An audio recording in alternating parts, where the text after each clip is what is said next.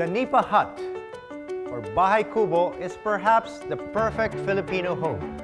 It is cool, comfortable, and made from readily available materials. Not to mention, it's spot on for our tropical climate. But with climate change, rapid urbanization, and poverty come housing innovations. Now, there are butterfly homes, dome houses, container van homes, and yes, even floating houses.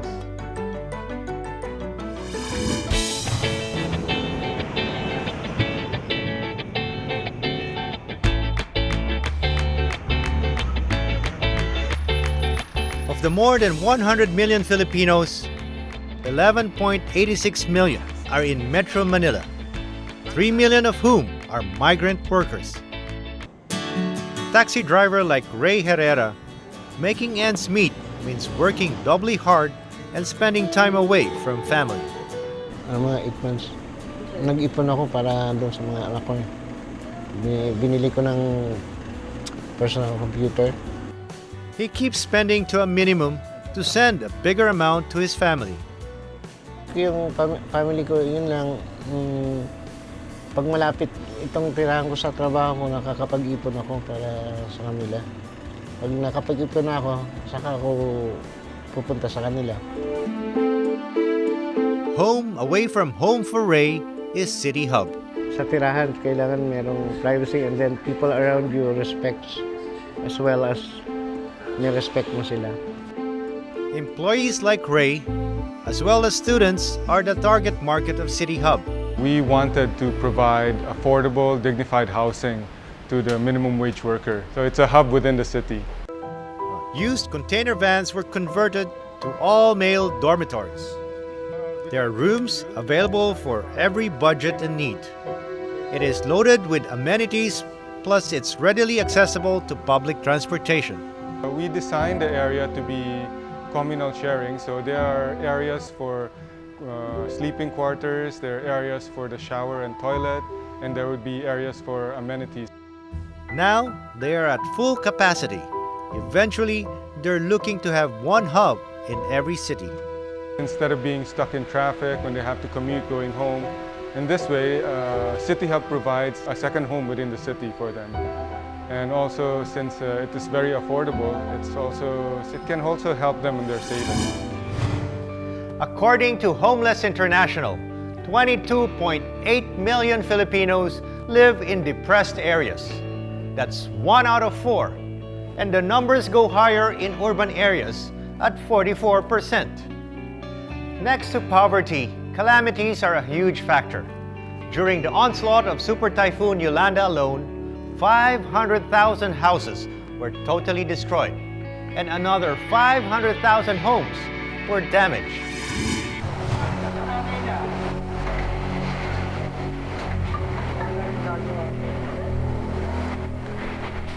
They say tragedies are a great equalizer. With Super Typhoon Yolanda, rich and poor alike lost their homes.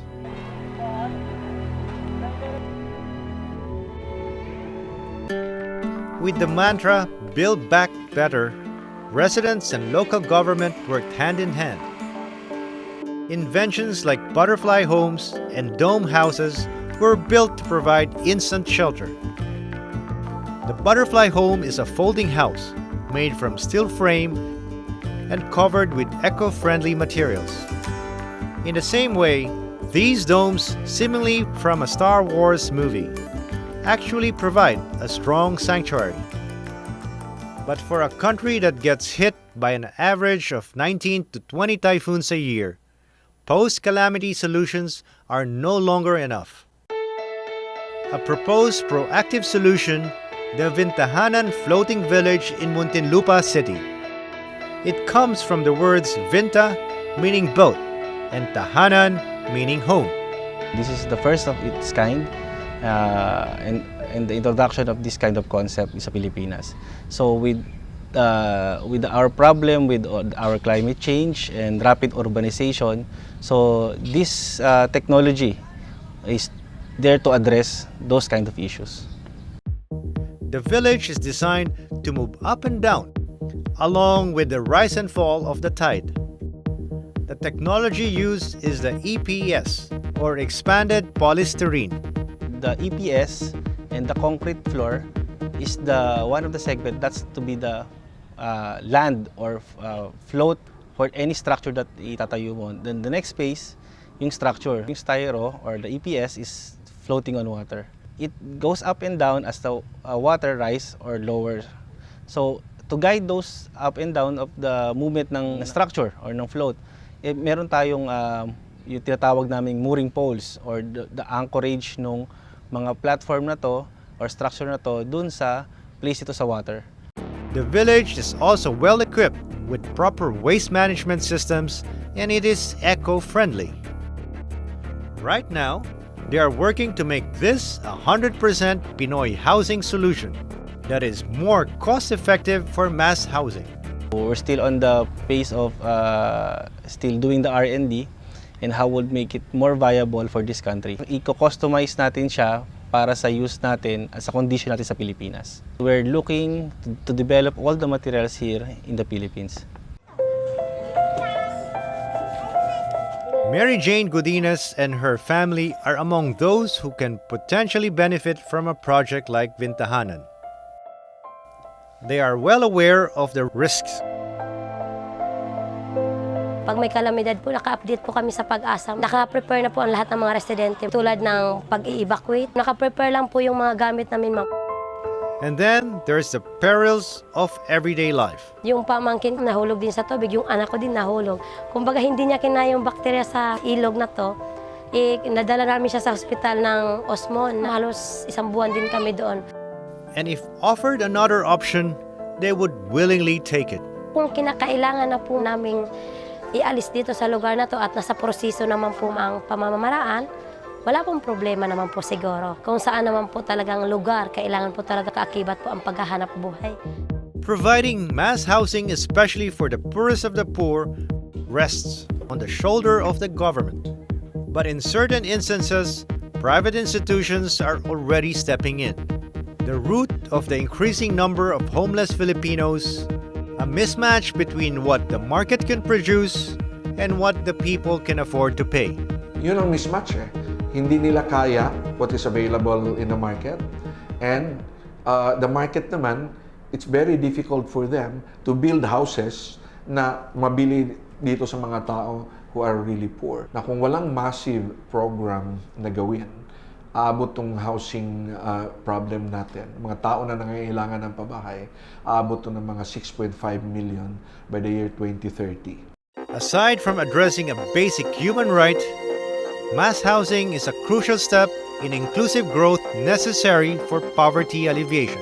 Una, I look at housing. It is a right. Number 2, napaka-importante yung housing sa development. Mass housing or solving our problem of homelessness is a strategy to break the cycle of poverty. For government, game-changing solutions from the private sector are certainly most welcome. There should be a national program na patakbuhin natin so that we address the problem of shelter once and for all.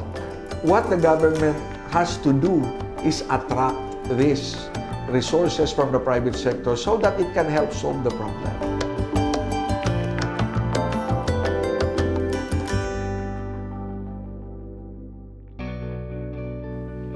Private sector involvement in the national housing problem is indeed most welcome. It is the role of government to encourage innovation. It is also the government's job to lessen the impact of calamities and to make dwellings safer. Through these concerted efforts, life can be more livable. Up next, and condo living, a trending lifestyle for a booming submarket. Midas Hotel and Casino, a contemporary, design-led lifestyle hotel in the majestic hub of Manila with fabulous views of sunset on the bay. Midas offers designer amenities and guest rooms and suites, supreme restaurant options for sumptuous enjoyment, event studios for corporate meetings and vows, and a casino with world-class gaming. Here at Midas, we make days into moments. Sparkling creativity. It's stylemanship by Midas.